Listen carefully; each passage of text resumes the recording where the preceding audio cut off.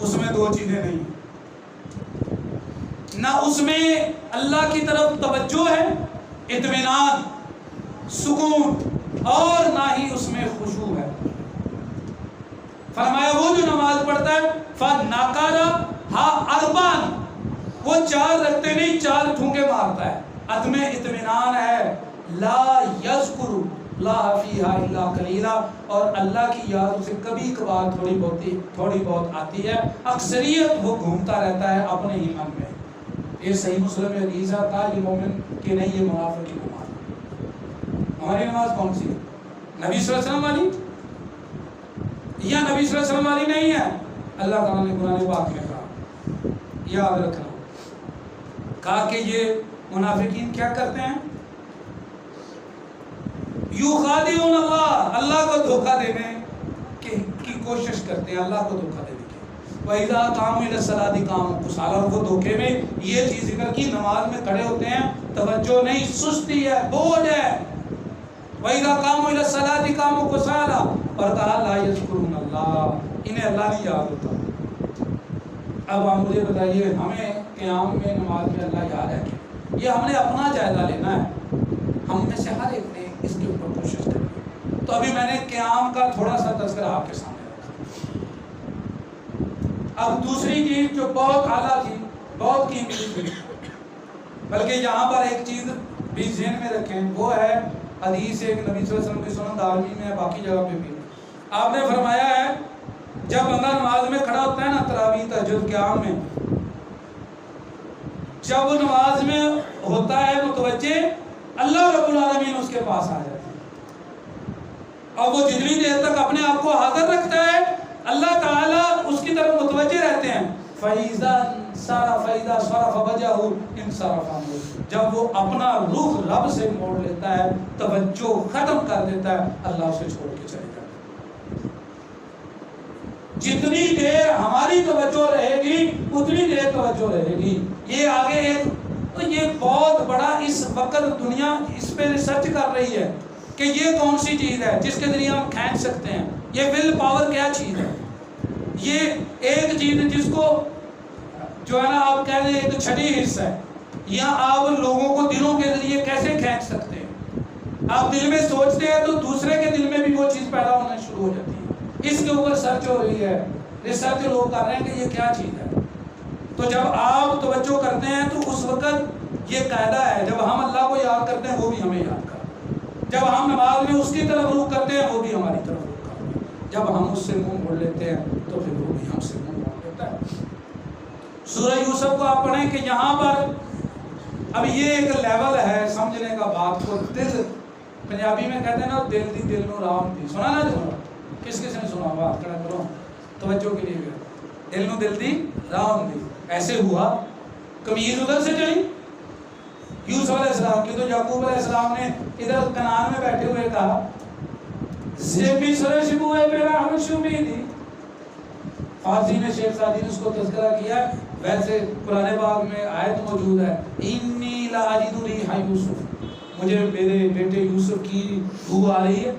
کنعان میں بیٹھے ہوئے کہہ رہے ہیں جب تم عید چلی ہے تو بچوں کو کہا تم مجھے بوڑھا سفیائی ہوئی عقل والا نہ کہنا، لیکن بات ایسے ہے مجھے آج میرے بیٹے کی خوشبو آ رہی۔ یہ ایک دل کا لنک ہے، دل کی آنکھ جو ہوتی ہے وہ انسان کو وہاں پہنچاتی جہاں پہ یہ آنکھ نہیں پہنچا سکتی۔ اس دل کی آنکھ سے نبی صلی اللہ علیہ وسلم نے اللہ تبارک و تعالیٰ کا دیدار بھی کیا ہوگا، یہ وہ آنکھ ہے دل کی، یہ دل ہے جو ادھر ہے اللہ کے 2 انگلیوں کے درمیان ہے جس سے تعلق ہوتا ہے، تو دل تو نماز میں حاضر ہی نہیں ہوتا، بتائیں لنک کیا بنے گا ہمارا۔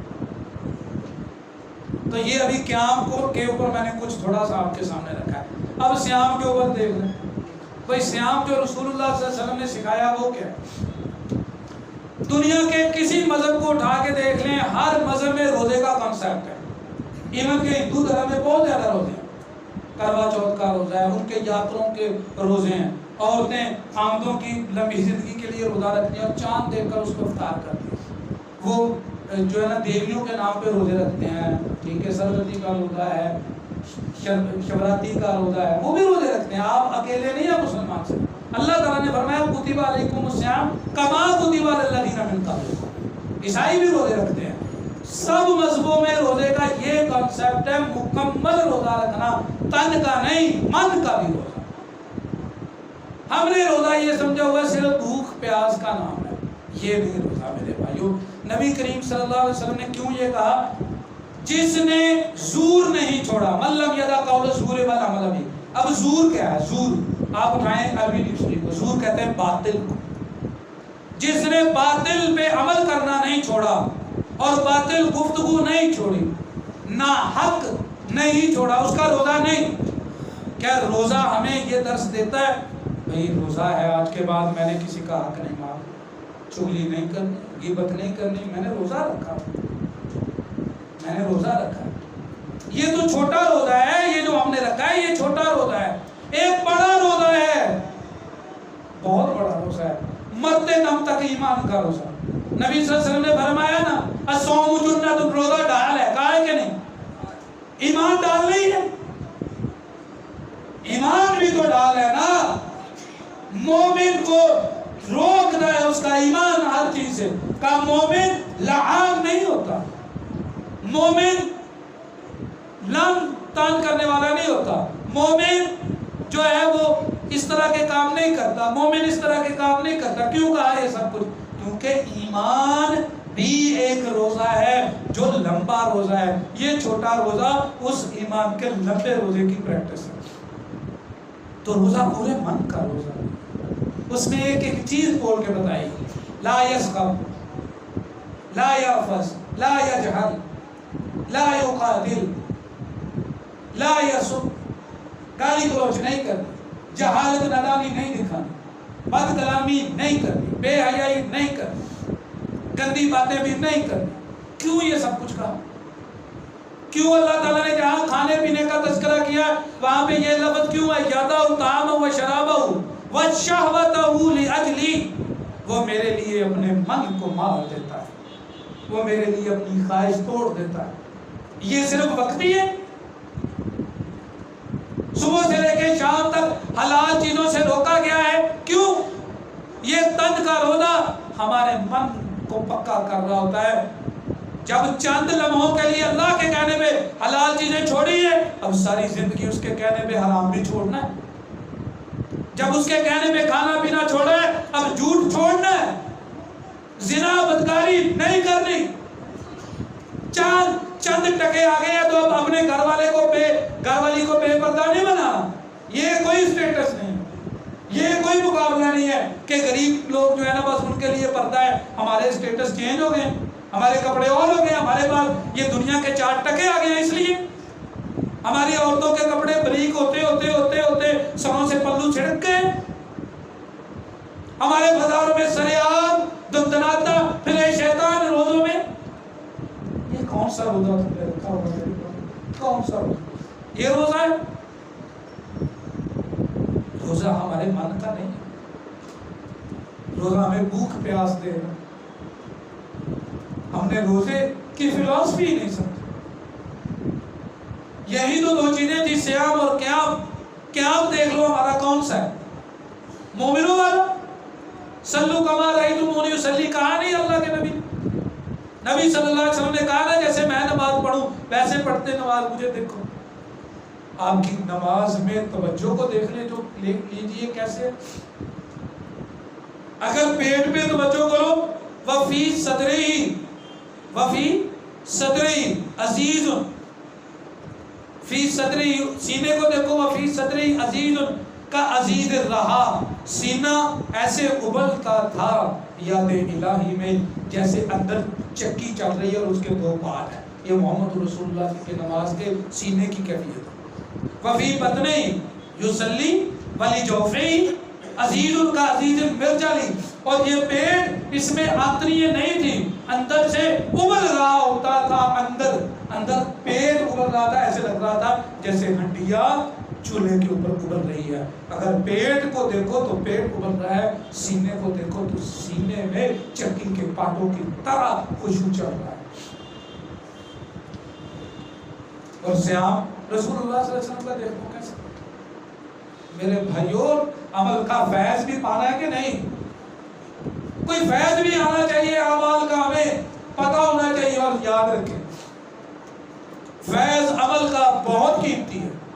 آپ کے پاس سب سے قیمتی ہتھیار آپ کا نیک عمل ہے. یہاں وہاں کارگر ہے یہ ہر جگہ. میں آپ کے سامنے دو ایگزامپل رکھتا ہوں. ایک اس نہتے آدمی کی جو اللہ کا برگزیدہ پیغمبر ہے، تنہا اپنی بیوی کے ساتھ سفر کو جا رہا ہے. جد الانبیاء ابراہیم علیہ السلام. کون؟ ابراہیم علیہ السلام. یہ وہ پیغمبر ہے. قرآن کو پڑھیے ذرا. قرآن جگہ جگہ پہ کیا کہتا ہے ہمارے لیے؟ لَقَدْ كَانَ لَكُمْ فِي رَسُولِ اللَّهِ أُسْوَةٌ حَسَنَةٌ.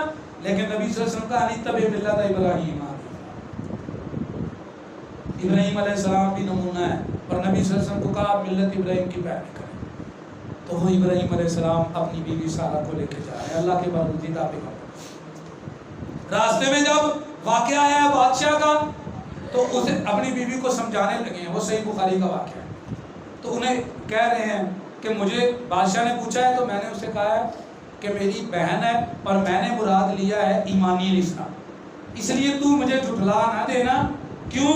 کیونکہ وہ بادشاہ جو کہتا تھا بیوی ہے تو بیوی اگر خوبصورت ہوتی تو اس کو اپنے رکھیل بنا لیتا، باندھی اور بندے کو قتل کرواتا یا بھگا دیتا. تو کہتے میں نے اس لیے کہا میری بہن. تو وہ پکڑ کے لے گئے، پوچھا تو انہوں نے کہا بہن ہے، لیکن سارہ علیہ السلام بہت حسین تھی. یہ مصر کا جو حسن ہے نا وہ ہماری ماں سارہ سے ہے. وہ پیچھے ان کی جو ہے نا وہ پیچھے مصر وہ سارہ علیہ السلام. اور یوسف علیہ السلام بھی انہی سے ہیں، اسی لیے اس نے یوسف پہ بڑی داستان ہے. تو بادشاہ نے انہیں پکڑنا چاہا تو انہوں نے وہاں پر جو جملہ کہا وہ بڑا قیمتی ہے. وہ میں اپنی بہنوں کو سنا رہا ہوں جو سن رہی ہیں. بہت قیمتی جملہ ہے. وہ اپنے رب کو متوجہ ہو کے کہنے لگی اکیلی ہماری ماں سارہ ہے اور بادشاہ ہے کافر، اس کے سپاہی ہیں، نہتی خاتون ہے اور خامد کو پکڑ کر الگ کر دیا گیا اور خامد سے نبی ابراہیم علیہ السلام سے چھین کر لے گئے ہیں بیوی کو. اب نبی بھی وہاں پر ہیں جو مدد نہیں کر پا رہے. وہاں پر اس نے پھر رب سے بات کی اور اللہ کے سامنے کچھ باتیں رکھی. کہا اے میرے اللہ، میں تجھ پر ایمان لائی اور تیرے نبی کی اطاعت کی. بات سنے کیا کہا اس ہماری ماں نے؟ اللہ میں تجھ پر ایمان لائی، تیرے نبی کی اطاعت کی، اور اے اللہ میں نے اپنی عزت کی حفاظت کی. میرے خامد کے علاوہ کبھی کسی نے مجھے ہاتھ نہ اٹھایا، ہاتھ نہ لگایا. میری عزت پاک ہے، میری اطاعت میں فرما برداری ہے، میرے ایمان میں اخلاص ہے. 3 باتیں. ایمان میرا تیرے ساتھ ہے، اس میں شرک نہیں ہے مولا، خالص ایمان. آزمائشیں آئی ہیں لیکن کبھی تیرے سوا کسی کے سامنے جھکا نہیں. اس نے کہا اللہ تیرے سوا نہیں جھکی. تیرے نبی کی اطاعت میں وفا ہے، فرما برداری ہے. امام مانا تو تیرے نبی کو مانا، اور آخری امام مانا اور انہی کو امام اعظم کہا اور انہی کے مطابق زندگی بسر کی. یہ 3 ہمارے بھی دعا کے سیکرٹ ہیں. اللہ سے دعا کرو نا، اللہ تیرے سوا نہیں کسی کے سامنے سر جھکاتے. اللہ تجھی سے مانگتے ہیں جب مانگتے ہیں، جو مرضی ہو جائے. مولا مانگا ہے تو تجھ سے مانگا ہے، اور اطاعت کی ہے تو تیرے پیغمبر کی ہے. اور پھر تیسری چیز اپنے حقوق کا تذکرہ کیا کہ اللہ میں نے اپنے خامد کا خیال رکھا ہے اور اس عزت پہ کسی کو ہاتھ نہیں ڈالنے دیا. پھر پتہ وہ کیا کہنے لگی ہیں؟ میں اپنی بہنوں کو کہتا ہوں توجہ کریں، اپنی عزت کو اتنا پاک باز بناؤ کہ تم رب کو جب اس کا واسطہ دو تو رب معجزے دکھائے. دنیا کا جابر ظالم بادشاہ بھی اس کے سامنے سر نگو ہو جائے. اتنا اپنے آپ کو پاک باز بناؤ. اس نے کہا اے میرے اللہ، جب میں نے اپنی عزت کی حفاظت کی ہے تو آج یہ تیرا دشمن میرے بدن پہ ہاتھ کیسے ڈال سکتا ہے؟ یہ لفظ ایسے ہی بخاری کی، اس نے ہاتھ ایسے کیا، ہاتھ شل ہو گیا، نکارا ہو گیا. یہ ہے عمل کا فیض جو دنیا میں بھی ملتا ہے. آپ کہہ سکیں کہ یہ اللہ کا فضل ہے، میں ایک سجدے میں گروں گا، اس کا فیض دیکھنا میرا رب میرے معاملات درست کرے. اتنا تعلق تو ہو اللہ سے، اتنی امید تو ہو اپنے رب سے، اتنا پیار تو ہو اس کے ساتھ، اتنا لو تو ہو کہ میں کس کے سامنے کھڑا ہوں. یہ تب ہوتا ہے جب بندے نے کچھ کیا، تبھی وہ کہہ سکتا ہے. 3 دفعہ ایسے ہوا. آگے دیکھیں پھر کیا ہوا. اس نے دعائیں کی, کہا مجھے معاف کر دو, لگتا ہے تو نے میرے ہاتھ کو کچھ کر دیا ہے. پھر دوبارہ ہماری ماں نے کہا اللہ اس کو معاف کر دے, ہاتھ پھر صحیح ہو گئے. اس نے پھر ہاتھ بڑھایا, اس نے پھر یہی بات کی, اللہ تجھ پر ایمان لائی ہوں, ایمان میں بھی اخلاص ہے, تیرے نبی کی اطاعت کی ہے, اطاعت میں بھی وفا ہے مولا, اور اپنا حق ادا کیا ہے, اپنی عزت کی حفاظت کی ہے. آج یہ مجھے کیسے حق آ سکتا ہے؟ اس کا پھر شک ہو گیا. بادشاہ سلطنت کا سارے اس کے سپاہی, سولجر, گلیڈیٹر حیران ہے, بادشاہ کچھ نہیں کر پا. 3 دفعہ ایسے ہوا. تیسری دفعہ ہاتھ جوڑ کے بیٹی نذرانے کے لیے دی, کہا اس عورت کی خدمت کر, یہ کوئی بڑی پاک باز ہے. اور ابراہیم علیہ السلام اتنی دیر مصلی پہ کھڑے تھے, وہ واپس آئے ہیں تو وہ نماز پڑھ رہے تھے. اب نماز میں ہی اتنی بے چینی تھی. اب دیکھو ادھر کنسنٹریشن ہے, ادھر توجہ ہے, ادھر عمل ہے. واپس آئے ہیں, خامد مصلی کے اوپر ہے, نماز میں ہی نفل نماز تھی. اشارہ کرنے لگے کیا بنا, تو نماز میں کہا اللہ نے سرخ روح کر دیا ہے اور اس کو ذلیل کر دیا ہے, اس نے تحفہ طاہر میں بیٹی بھی دے دیا ہے اور آپ کی عزت کو بھی بچا لیا ہے. رب نے دعا قبول کر لی. نماز میں شکر ادا کر. ابھی نماز ختم نہیں ہوئی, ابھی نماز ختم نہیں ہوئی. نتیجہ دیکھ. ہم کہتے ہیں ہماری نمازیں قبول نہیں ہوتی. کبھی اپنے دل سے بھی پوچھا ہے؟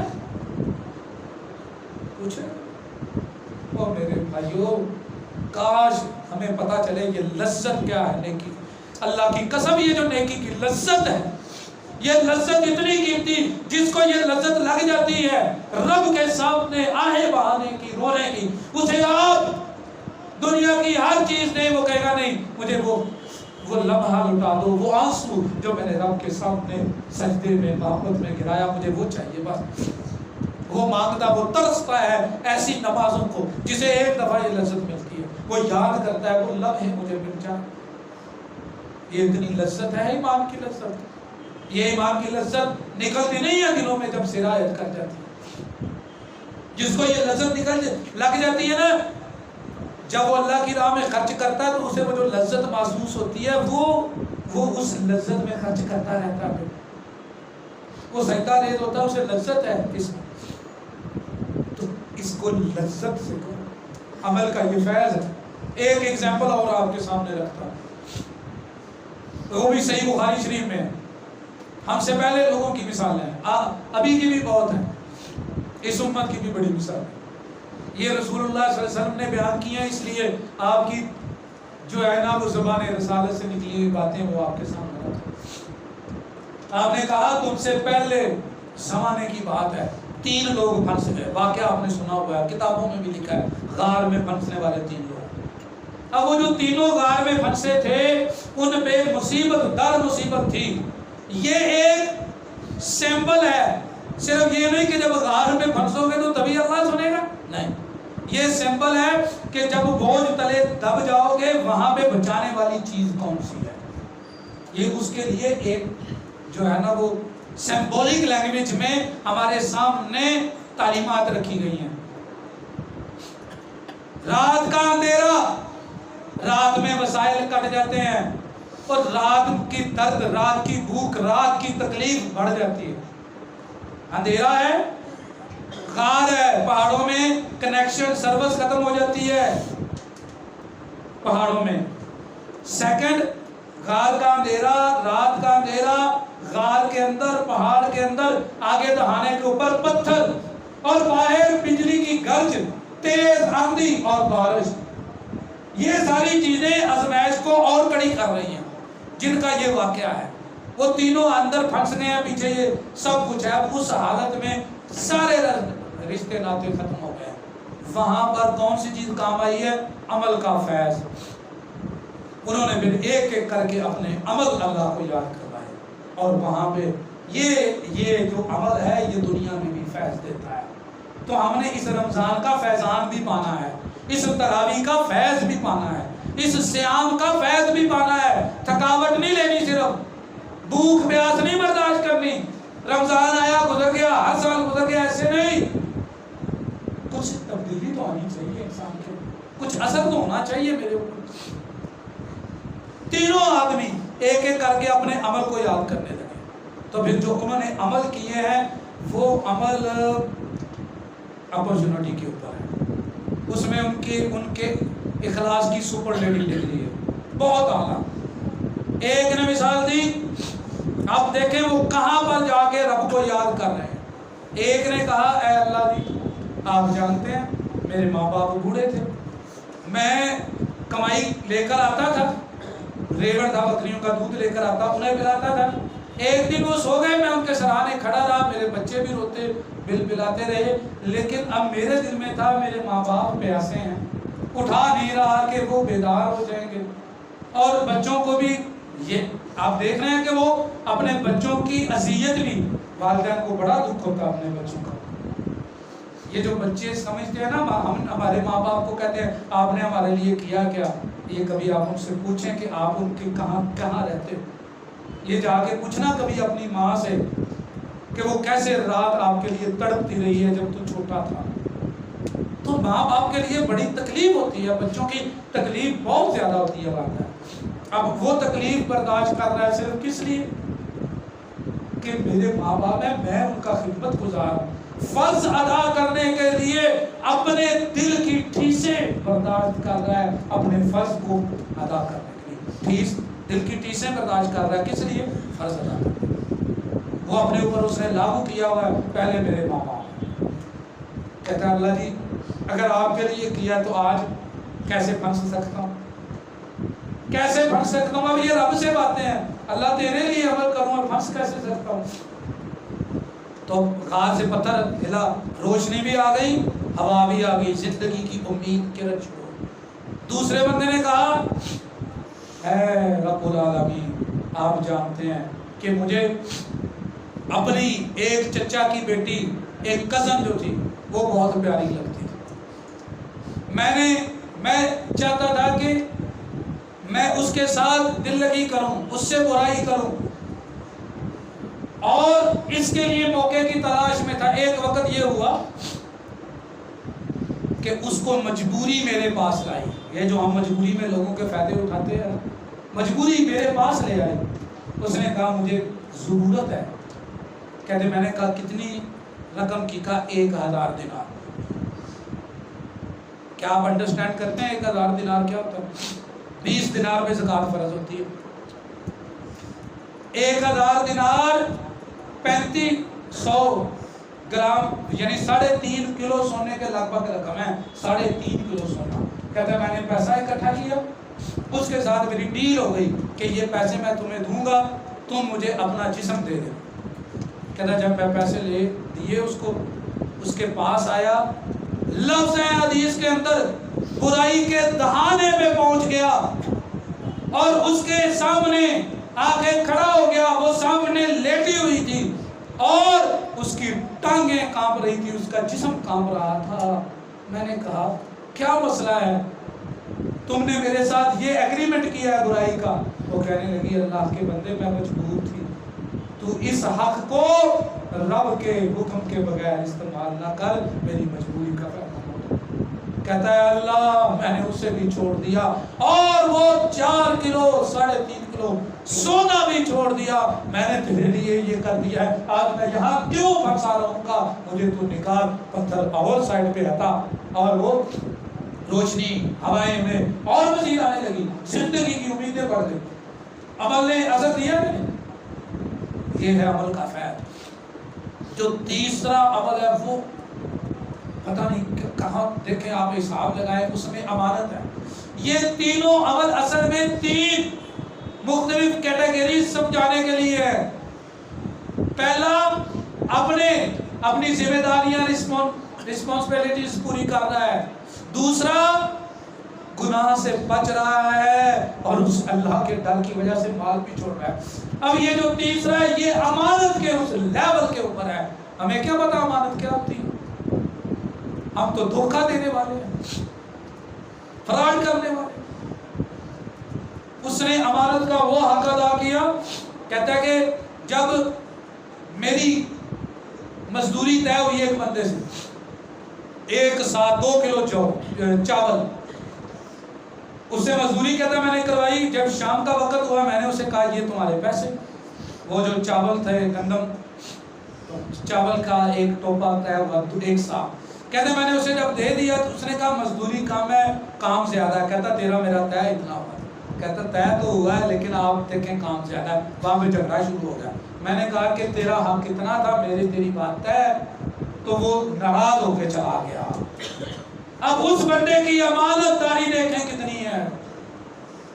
کہنے لگا یا اللہ تو جانتا ہے میں نے اس کا ایک جو 7 چاول تھے 2 کلو ان کو زمین الگ رکھا, ان کی کاشتکاری کی, اس کی زمین کی فصل, اس سے چاول کی فصل ہوئی, وہ پھر نکلی, پھر دوبارہ کاشتکاری کی.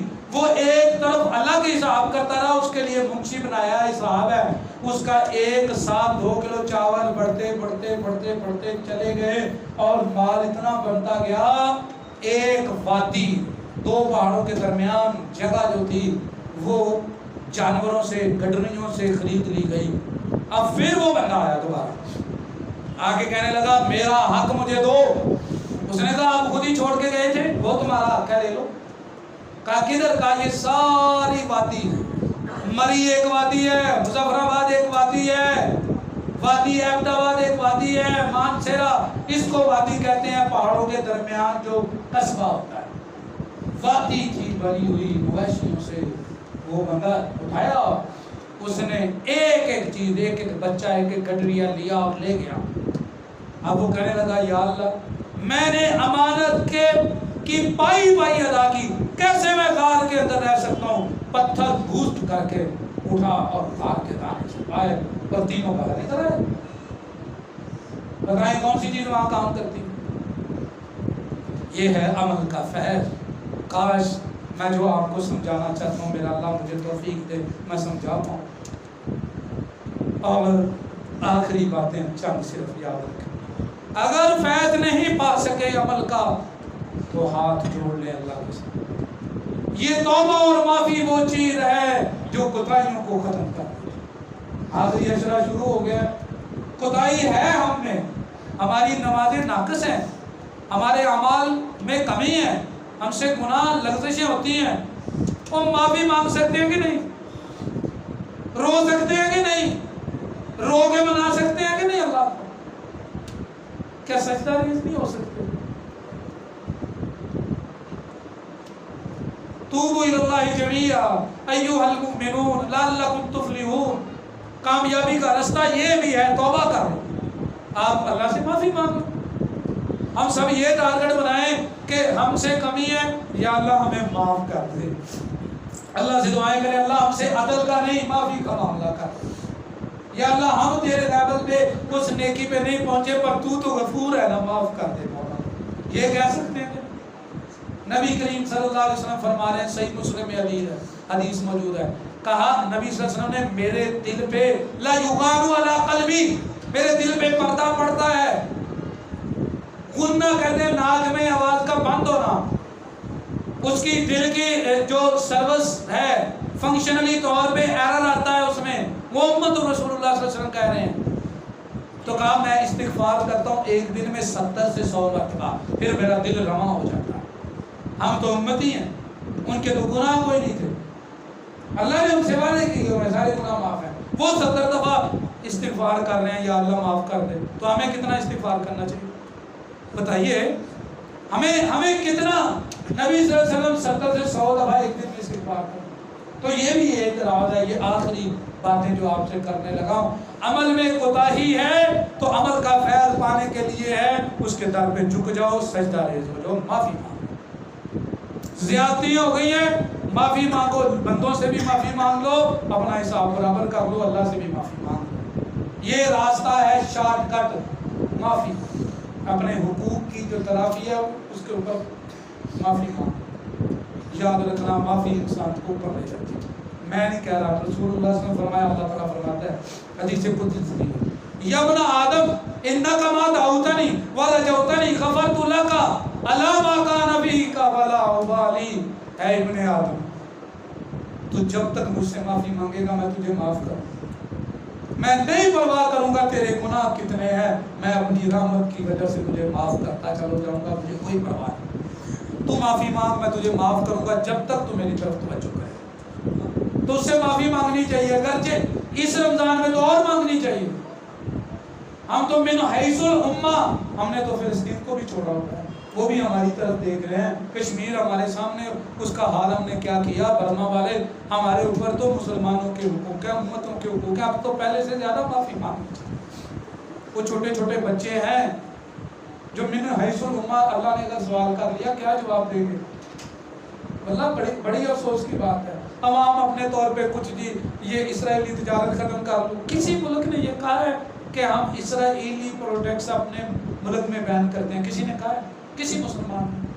کچھ تو ہونا چاہیے، وہ اللہ کے لیے کچھ جھوٹا بیان ہی دے دو، کوئی بندہ کسی کے سامنے منہ دکھائی کے لیے کہہ دے کہ میں نے یہ کیا تھا، کچھ تو کر لو، کچھ تو کر لو۔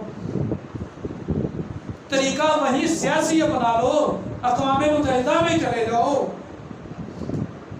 سارے اکٹھے ہو کے کہیں تو چلے جاؤ، کچھ بھی نہیں، بے حس ہو گئے۔ ہوس اپنا اپنا بچو، اقبال نے کہا تھا ہوس نے کر دیا ہے ٹکڑے ٹکڑے نوے انسان کو، اخوت کی زبان ہو جا محبت کا بیان، محبت کی زبان ہو جا اخوت کا بیان۔ ہوس نے ہمیں الگ الگ کر دیا، ہمیں درد ہی نہیں رہا کسی، اب تو اور معافی کی ضرورت ہے۔ اللہ تبارک و تعالیٰ فرماتے ہیں یبن آدم لو بلغت ذنوبک عنان السماء، ابن آدم تیرے گناہ آسمانوں کے بادلوں کو چھوئیں، میں اس کی پرواہ نہیں کروں گا، میں یہ دیکھوں گا تو میرے سامنے جھک گیا، تو میرے پاس آ گیا، جا معاف کر دیا۔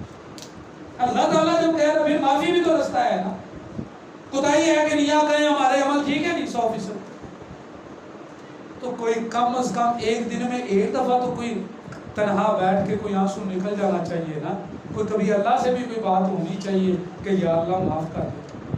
جب گناہ کرتے ہیں تو دل پہ زنگ پڑتا ہے، ران، جب آنسو ہے یہ آنسو سے دھو دیتا ہے، یہ 2 قطرے رب ان کا ناز اٹھاتا ہے ہمارا رب، ایک جو توبہ کا آنسو کا قطرہ ہے اور ایک جو مجاہد کا مارکے میں میدان میں وہ خون کا قطرہ بہتا ہے، اللہ کے ہاں وہ بڑے قیمتی قطرے ہیں، یہ رب کے ہاں بڑے قیمتی۔ کچھ تو دلوں کی بنجر زمینوں کو سیراب کرنا چاہیے اپنے توبہ کے آنسوں کے ساتھ۔ اتنے دل پتھرا گئے، ہمیں نہ معافی ہے نہ فکر ہے، کوئی فکر ہی نہیں۔ رمضان 21ویں رات ہے گزرنے والی، پتہ چلا ہے؟ ٹس سے مس نہیں ہوئی ہماری فطرتیں، ٹس سے مس اسی طرح ریگولر چل رہا ہے۔ کبھی سوچا حلال کھا رہا ہوں حرام کھا رہا ہوں، کبھی سوچا میرے بچوں کی پرورش کیا ہے، کبھی سوچا میں نے جو گناہ کیے تھے میرا ہاتھ گواہی دے گا، میری ٹانگیں گواہی دے گی، میرا رب مجھ سے پوچھے۔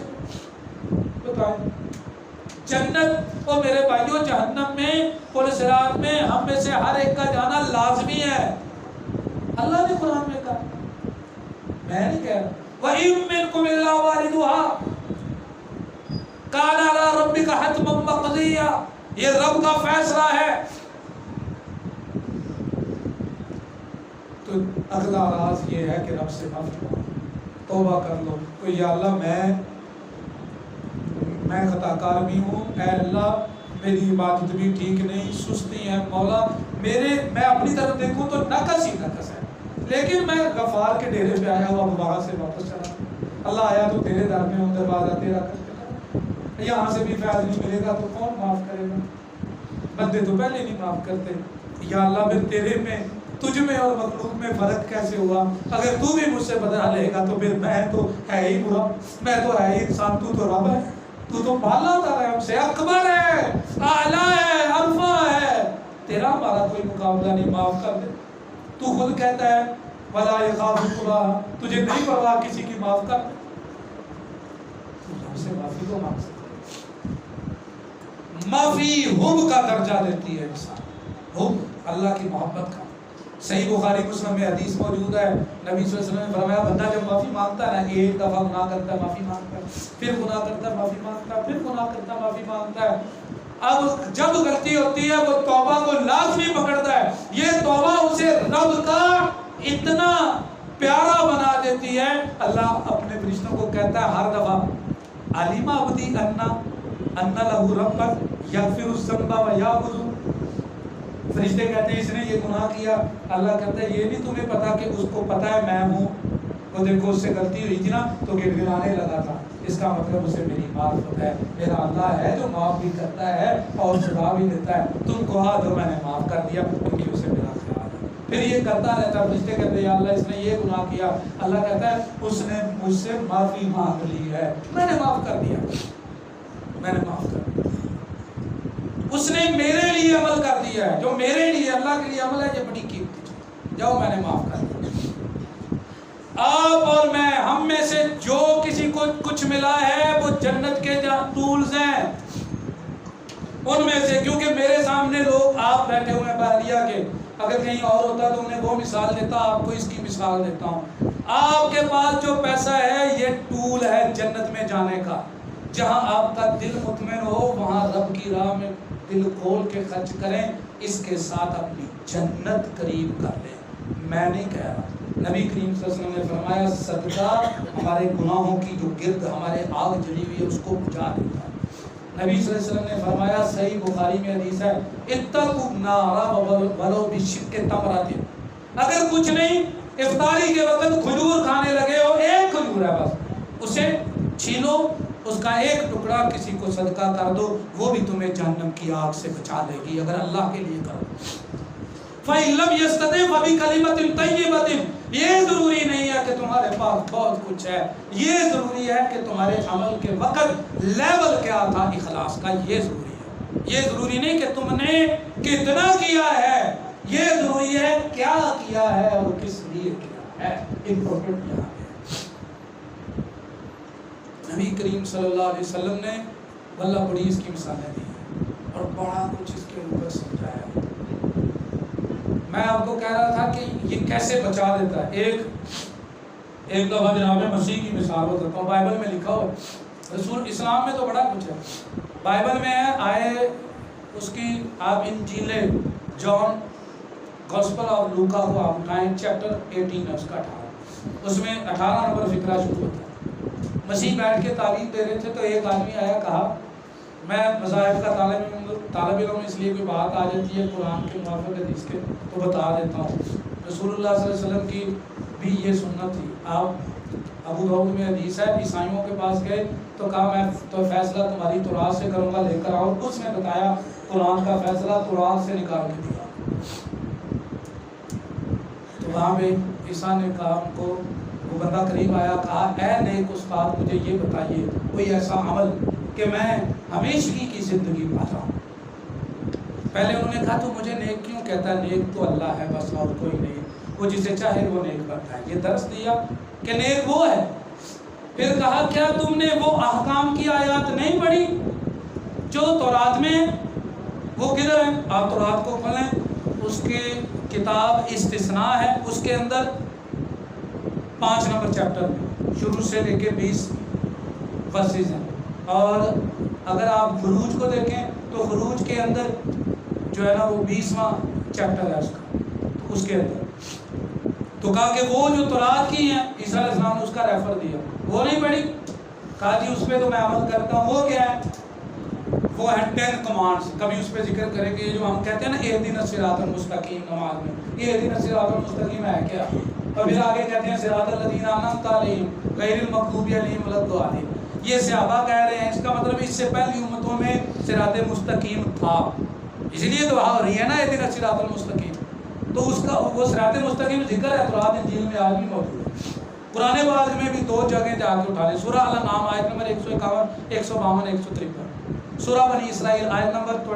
23 سے لے کے 23 سے لے کر 38 تک، اس کے اندر وہ ساری چیزیں ہیں، وہ صراط مستقیم کے علاوہ، تو جناب مسیح نے اس کی طرف ریفر کر دیا، یہ ایک لمبا ٹاپک ہے، کہا وہ کام نہیں تم کرتے، اس میں کیا، زنا نہ کر، چوری نہ کر، والدین کی عزت کر، اللہ کے ساتھ کسی کو شریک نہ بنا، کسی بت کی پوجا نہ کر، کسی مورتی کی پوجا نہ کر، زمین آسمان میں ہو چاہے زمین میں ہو، اور تو اپنے ہمسائے کی بیوی پر بری نظر نہ ڈال، ہمسایوں کے ساتھ برا تعلق نہ رکھ، اب اور اس میں یہ ساری چیزیں جس سے ایمان اسلام بھی روکتا ہے۔ اس نے کہا میں بچپن سے ان چیزوں پہ عمل کر رہا ہوں، تو کہا پھر تیرے اندر ایک کام ہے وہ کر اور آ جا میرے ساتھ۔ کہا وہ کیا ہے؟ کہا اپنا مال خرچ کر کے میرے ساتھ آ جا اور تبلیغ پہ نکل جا۔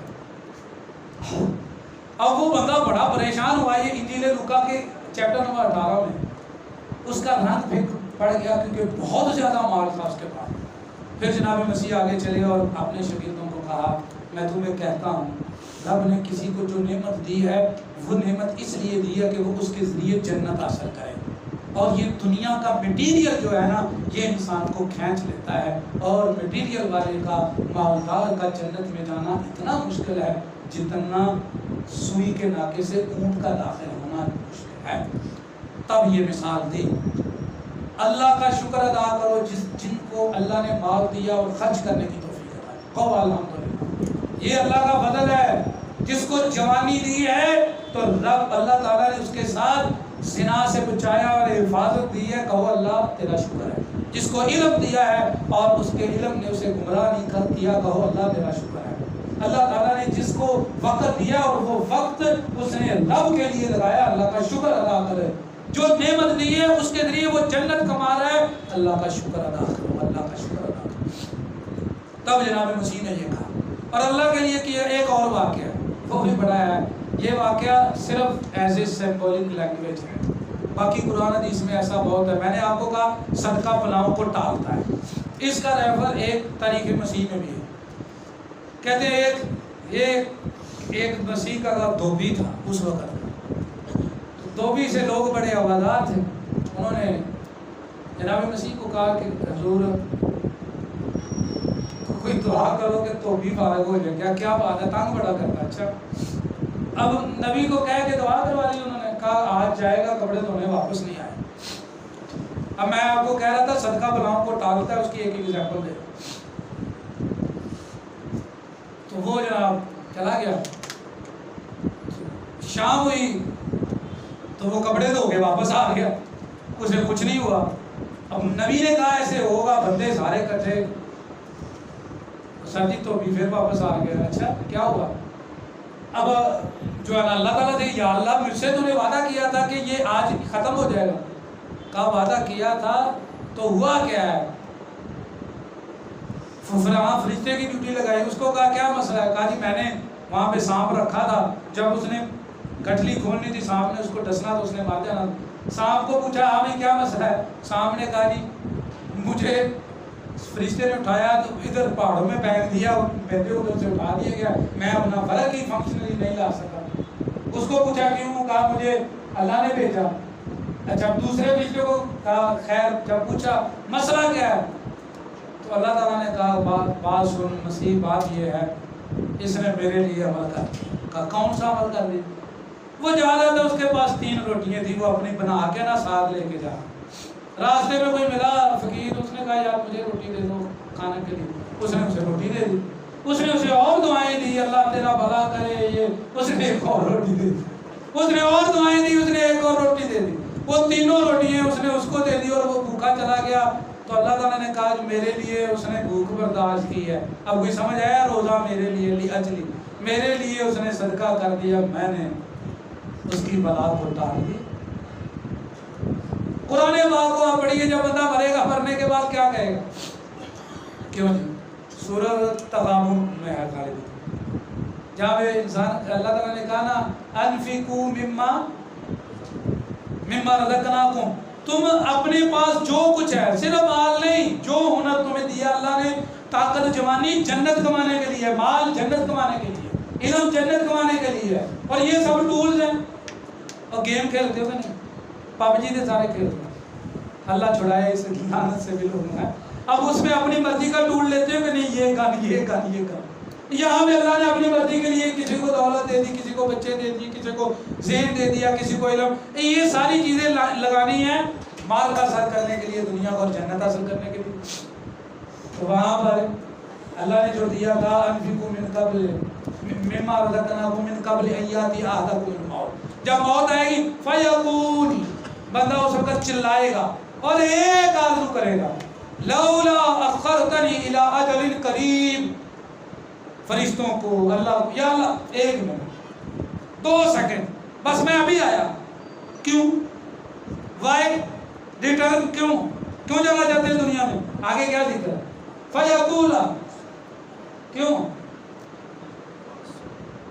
لولا اخرتنی الی اجل قریب فاصدق واکن من الصالحین، یا اللہ میں نیک بن کے آؤں گا، مال ابھی سارا صدقہ کر کے آ رہا ہوں، بس میں ابھی آیا۔ اس کا مطلب ہے مرنے کے بعد یہ بہت بڑا ذریعہ تھا، یہ مرنے کے بعد ہمارا نہیں رہتا۔ تو دنیا میں مبارک ہیں وہ لوگ جنہوں نے مال سے بھی جنت حاصل کی، مبارک ہیں وہ جنہوں نے وقت اپنا بھی جنت حاصل کرنے کے لیے لگایا، مبارک ہے وہ جنہوں نے اپنی عقل، اپنا علم بھی اس راستے کو کامیابی کے ساتھ سر کرنے کے لیے لگایا، مبارک ہیں وہ جنہوں نے اپنی جوانی بھی یہاں لگائی، مبارک ہیں وہ جنہوں نے اپنے فیض کا، اپنے عمل کا فیض پایا۔ تو میں چند ٹوٹے الفاظ میں آپ کے سامنے صرف یہ بات رکھ سکا ہوں، اگر عمل کا فیض نہیں پا سکے تو توبہ و استغفار سے حساب کھاتا نیل کروا لو، معافی بڑی قیمتی چیز ہے۔ تو عشرہ بھی شروع ہو گیا ہے، راتوں کی بیداری کا بھی یہی مقصد ہے۔